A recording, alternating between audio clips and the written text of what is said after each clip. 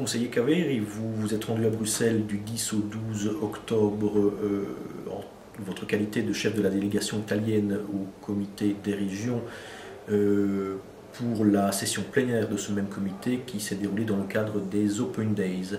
Pouvez-vous brièvement nous dire quels ont été les thèmes abordés lors de cette session plénière et nous rappeler ce que sont les Open Days?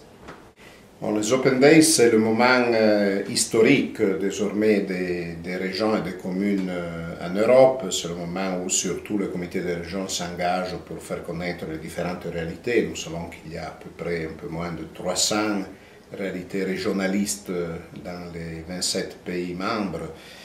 Et il y a plein de communes, bien évidemment. Et la discussion est toujours une discussion sur différents arguments, dans le sens que lors des Open Days, il y a plein de séminaires, de rencontres, de congrès et choses de ce genre. Ce qui est important, c'est qu'à mon avis, cette fois-ci, Open Days était étroitement lié à la dramatique perspective financière.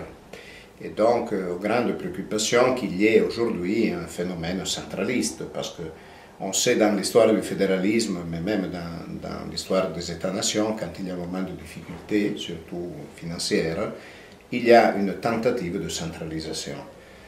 Et je pense que tout le monde est en train de réagir.